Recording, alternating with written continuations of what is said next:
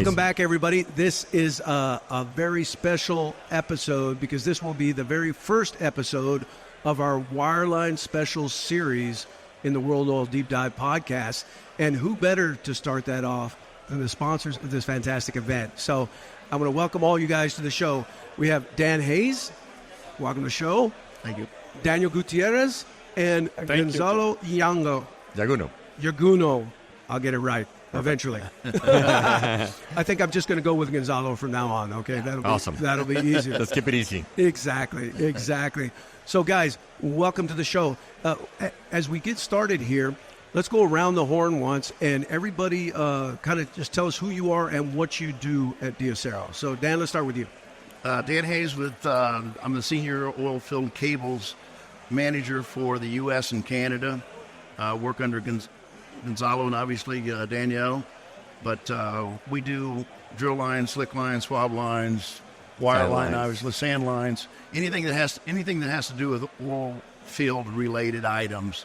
I take care of in the U.S. and Canada and assist with the guys overseas in the Eastern Hemisphere and as well as in the Southern Hemisphere. All right. Well, let's work up the food chain then. So tell us, Gonzalo, what is it you do? Dan works for you, and so what's your job? So really it's just help Dan to have more sales, to get into the market, to get deep into how can we serve the different customers in the field, how can we make better and more efficient everywhere. We're a global company, so we really sell all over the world. Dan is a part of it, but also helps on the troubleshooting and with all the experience all around the world, South America, Eastern Hemisphere, the global wide. Oh, wow. Okay. So we're really, we're a large company, and we're deep into the drilling side of the oil field. So you help the drilling, we help also the wireline side, we help the cleaning of the wells with the sand lines and the well cleaning stuff. So we're focused on how to make more efficient, more clean, and to keep growing and globally. Yeah. Where the market is growing, right? That's interesting. We'll have to come back to that drilling thing because that's kind of out of place with this crowd, right? So, but I'm curious. All right, and then Daniel. Yeah. Hey, Jim. First of all, thank you so much. For having us here. It's a pleasure for us. You being in this first time for you here in this mixer. And I'm Daniel Gutierrez, and I've been working for the company 30 years. I'm in charge of the subsidiaries, affiliates, companies of DEACERO. Family-owned company, the WireMax by DEACERO. It's one of the affiliates where we produce ropes and cables and all the wireline products that we have, and where we produce them in Querétaro and in Houston. Yeah. So thank you for having us here. Well, thank you for inviting me because this is all Dan and I. We cooked this up like kind of last minute, right, Dan? Absolutely. And it's been amazing, really, to be able to be here and talk with all the folks and, really educate myself more about the wireline business. But, Daniel, then tell us, DEACERO, family-owned business, you guys do a lot more than just oil and gas, right? Yeah, well, you're familiar with DEACERO then. We are a family-owned business with almost 72 years old. And we started in 1952 with a small shop dedicated to construction products in Mexico. Okay. And we started evolving within the years, and we're centralized in construction and industrial, and centralized in specialty products for the auto industry, specialty products for the oil and gas. And we've been growing as a company. We've been growing in each one of the sectors that we participate in. And looking forward to have a great evening today and grow more the wireline division, leadered here by Dan and Gonzalo. All right. No, this is it really is amazing. Now, you don't have to answer this if you don't want to, but oil and gas, is that a big percent of your business, small percent, growing percent? It's a growing percent. That's for sure. We're growing not only in the Americas, but we're growing on the rest of the world. And it's a small business compared to, it all depends how do you want to see it. If you want to see it by metric tons, right, or you want to see it by profitability. Profitability is the profitability. That's the real measure. Right? Profitability definitely is one of the biggest, one of the best products, and one of the best divisions that we have in the whole group. Wow, That's impressive. And so, Gonzalo, then tell us about that. Tell us about the strategy when it comes to oil and gas, right? Totally. So, like I was saying before, the strategy is to keep serving all the companies in the world and obviously following where the drill is happening in the world. So if it's happening in the Eastern Hemisphere or in North America or in South America, we participate supplying those high-performance products to go down the well. And obviously drilling and then using the wireline to explode and get the oil and gas out of the well. And then when you're having issues getting it out, there's not enough pressure, we have the swab lines or sand lines to clean the well to get the oil back up. So we're usually in all those products that we participate in the market all globally. Yeah, well, this is one of the things in my wireline education, if you will, is that I didn't realize how prevalent and how important wireline is in our business for all aspects. I mean, after the holes in the ground, wireline plays a part in almost everything after that, right? All the way down to the P&A at the end when you're shutting the well down. Right. And so, that is a vast market, especially when you talk globally, right? Because it's not, we have a lot of, shale stuff going on here in the U.S., but it is, which markets are like the biggest? Is the U.S. like, you got to say the U.S. is the biggest, okay? Yeah, U.S. biggest. U.S. is the biggest. No, what's the biggest market? What's the biggest market do you think? Or maybe not the biggest market right now, but which one do you see as the most potential? Well, depends on who's going to win the elections. Very important. So right now it's very steady in U.S. South America is depending on the government what's happening. But right now what is Europe and the Eastern Hemisphere is balancing North American as well. So we have a balance between the Eastern and the North Americans. Oh, interesting. Yes. Yeah, that's very interesting. So who do you hope wins? I don't know. Let's see November and I'll tell you the end of the story, right? All right.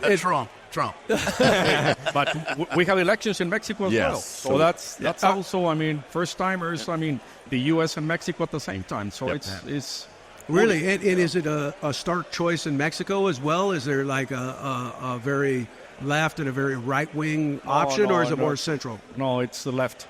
It's all left. 100% left. Yeah, 100%. You get super left or just a little right, no right-handed there. It's super left. But look, you guys are in international business, right? You're doing business everywhere. Does the government really have an effect? Like here in the U.S., it seems like the government has a big effect, even though it should be like government's hands-off type thing. But does the government have a big effect in your ability to work around the world in Mexico? Not really around the world. But what happens in Mexico, it really affects, all the Mexican companies. DEACERO, we export to 28 different countries with 50% of the total production of the company. Wow. So the other 50% stays in Mexico. So we have a balance, definitely, yes, but we're dependable also in what happens in other countries as well. Oh, wow. Well, then hopefully it goes our way. Dan, down to you. Let's talk about this event, because this is your brainchild, right? Yeah. The 2017 we started this with a very small group of people. Got with a couple of the distributors, CSR and Horizon, and figured, okay, we can support this. Then we had some other exhibitors who come in. Got a moderate amount of people there, maybe 100 people showed up for the first one, and it was a big hit. It was very tastefully done. People were excited about it. But what we did is we tried to say, the wireline industry needs a home. It needs a gathering place, if you will. And so the wireline mixer was the caveat to getting there. And as we research it every year on how we should move forward and bringing in certain people, and now we've got the Halliburtons, the Baker Hughes, the Weatherfords, Schlumberger's coming in next year. So, we've got critical mass at this point in time, and people enjoy it. As you can see from the parking lot outside already, we've really done a great job of promoting this. And when I say we, it's the super sponsors, the exhibitors. Those guys are the ones that made this happen. Absolutely. Yeah. We were just lucky enough to orchestrate it. Yeah. No, but it's quite interesting for me, because when I started asking around, when I started learning about wireline, I started asking around. I said, so, what conferences, what shows are there? Everybody, to the person, said there's only one. It's the Wireline Mixer. That is the show. That's great. I like that. I like to hear that. It's fantastic, right? I mean, you have really built something incredible here, and, I think you said you started with 100, and tonight we're expecting like 1,000? Oh, yeah. Yeah, see, that's crazy. That's crazy growth. So you guys are putting together an event that really has value to everybody. And, I mean, okay, there's technology being shown here and whatnot, but everybody also says it is such a great chance just to see other people in the industry and, to talk with them. It really is amazing. And I can see that here when I'm looking out. I mean, it's already crowded. Probably 1,000 people here now already, right? Well, we try to make it a very relaxed atmosphere to where people can talk and like you said, see other people they haven't seen for 20 years, the guys that you worked with in the Bakken, guys you worked with the Permian, guys that worked in North Dakota or Canada, or all these guys show up at this event, and so it's a reunion type, and even guys you don't coordinate your schedules with, you'll walk in and run into somebody that from years past in the field or where it was at or with a different company. But it's become a definitely the premier wireline event in the world. It's not only a premiere, it's like the only one. I mean, it's better than premiere. I mean, there is no competition. And I like premiere better. I like French. Hey, Dan, tell them how many countries are coming tonight with us. We got 42 different countries. 42 different countries. People from 42 countries. Yes. Wow. That'll be coming tonight. Last year we had 27. 27. And so this year we've got 42 countries that will be displaying tonight. Or attending tonight. Yeah, that's amazing. So, I mean, your event that you started, right, with everybody is now touching all parts of the world, right? Yes. I mean, when you're talking to people over in other countries and stuff, are they like, hey, can I get an invite to the Wireline Mixer? Oh, yeah. Yes. Yeah, right? I mean, get that. That's fantastic. Well, believe it or not, I vet everybody that comes in, whether they're exhibiting. Oh, I believe it. You vetted me. Come on, Dan. I know. So anyway, it's kind of funny because I run into a guy in the lobby and said, dude, you vetted me. Right. So anyway, with that said, the purpose is to keep it wireline industry specific, and that's what we're trying to do. The oil field is so big. You've seen the OTC; they do a great job with the overall scope of the oil field. But this is our community. This is our family of people that we deal with, and it's turned out to be a very good event. And I'm glad everybody likes it. And we can't do it without the sponsors and the exhibitors. Yeah, they've made this happen. So, and you got to give Danielle and everybody else some foresight, right? Because I imagine when Dan came up with the idea, hey, let's throw a party and we'll just invite clients and stuff. Everybody's like, how much is that going to cost? Well, where's that in the budget? And now it's all of this. Well, sorry to interrupt, but if they hadn't have believed in the idea, it would have never went anywhere. You understand that? That's for sure. And so the support of Gonzalo and Daniel and being able to be open-minded enough to see the future of looking at long-term, not short-term, but long-term, how this thing can turn out. And now we're in the long-term mode. Obviously, this is our seventh year of putting on the event. But, they were very foresighted, saying, okay, we've got this. We can do this. We'll put it together. We believe in you. And it worked.